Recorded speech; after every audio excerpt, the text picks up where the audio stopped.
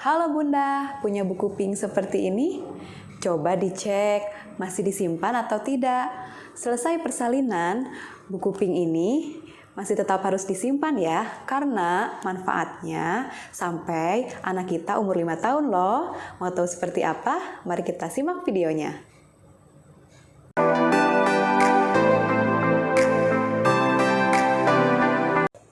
Halo, saya Bidan Lia. Di video kita kali ini, kita akan membahas tentang buku KIA atau buku kesehatan ibu dan anak. Pasti Bunda semua pernah melihat dong buku pink kecil seperti ini, dan pasti sebagian Bunda juga sudah punya buku KIA ini. Ya, buku KIA atau buku kesehatan ibu dan anak ini biasanya Bunda dapatkan ketika Bunda pertama kali memeriksakan kehamilan di bidan atau di dokter kandungan. Buku KIA tidak hanya digunakan oleh petugas kesehatan untuk mencatat hasil pemeriksaan yang sudah dilakukan. Namun, buku KIA juga bermanfaat untuk Bunda semua di rumah. Bunda bisa membaca informasi yang ada di dalam buku KIA. Nah, mari kita lihat ya, informasi apa saja sih yang ada di dalam buku KIA ini. Bagian pertama dari buku KIA adalah informasi seputar kehamilan ya, yang terdiri dari pemeriksaan kehamilan. Kemudian di sini juga ada panduan imunisasi saat kehamilan. Setelah itu, di dalam buku KIA ini juga ada hal-hal yang harus dihindari oleh Bunda selama kehamilan. Dan ada juga informasi mengenai tanda-tanda bahaya yang harus diwaspadai selama kehamilan. Kemudian, bagian kedua dari buku KIA ini ada informasi tentang proses persalinan. Mulai dari tanda-tanda persalinan, kemudian prosesnya seperti apa, dan juga tanda-tanda bahaya selama persalinan. Setelah persalinan, di bagian selanjutnya ada tentang perawatan untuk ibu pasca salin atau ibu nifas. Berisi tentang kapan Bunda harus berkunjung pada saat masa nifas, kemudian apa saja yang boleh dan tidak boleh pada saat masa nifas, kemudian ada juga tentang perawatan payudara, ada juga tentang cara menyusui bayi, dan ada juga tentang tanda bahaya pada ibu nifas. Di buku KIA juga ada bagian-bagian yang harus diisi oleh petugas kesehatan, misalnya oleh bidan atau dokter kandungan yang memeriksa Bunda. Setelah bagian nifas, ada bagian untuk perawatan bayi dan balita. Mulai dari bayi baru lahir, perawatannya apa saja, tanda-tanda bahayanya. Kemudian ada juga informasi mengenai jadwal imunisasi. Kemudian selain itu juga ada informasi mengenai perkembangan yang harus dilalui oleh Ananda. Kemudian ada juga informasi mengenai perawatan bayi sehari-hari, misalnya tentang memandikan bayi, kemudian tentang perawatan tali pusat, tentang makanan dan nutrisi yang perlu didapatkan oleh Ananda. Bagian selanjutnya dari buku KIA yaitu KMS atau Kartu Menuju Sehat. Di sini ada dua jenis KMS, ada yang berwarna biru untuk laki-laki, sedangkan yang berwarna merah muda itu untuk perempuan. KMS ini diisi setiap bulan dan KMS ini menggambarkan grafik kenaikan berat badan Ananda setiap bulannya.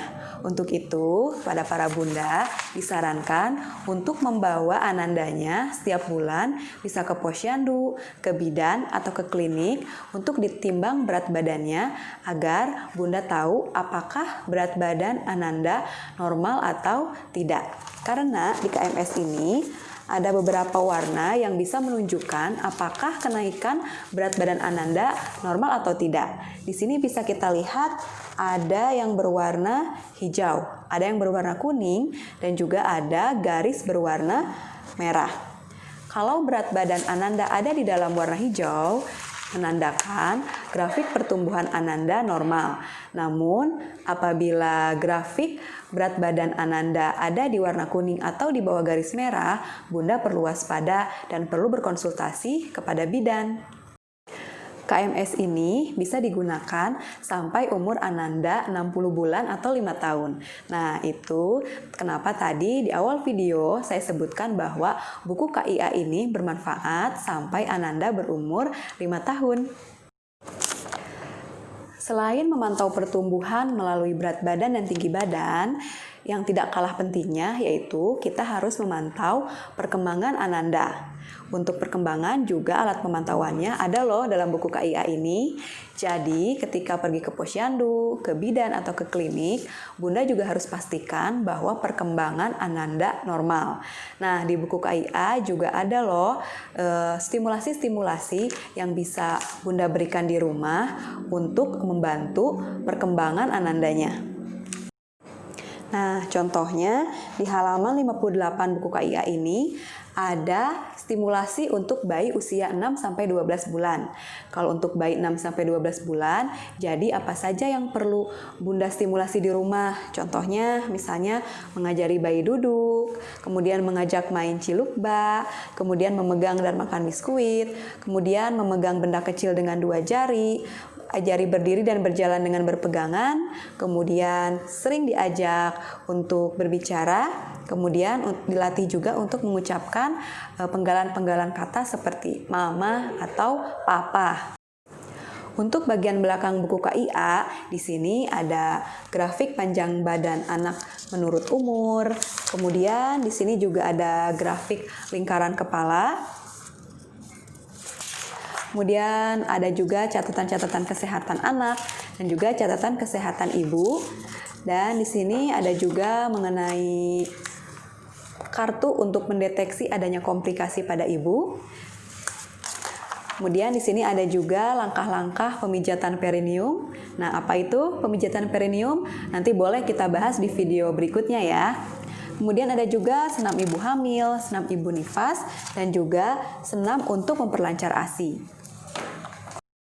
Nah, itu dia tadi sekilas tentang isi dari buku KIA. Jangan lupa, Bunda yang masih punya buku KIA, dibaca ya, dan terus disimpan sampai umur Ananda 5 tahun.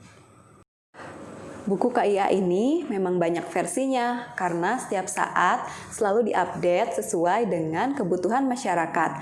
Namun pada intinya sama isi dari buku KIA ini, yaitu memuat informasi seputar kehamilan, persalinan, nifas, bayi, dan juga balita yang bisa Bunda baca sehari-hari di rumah.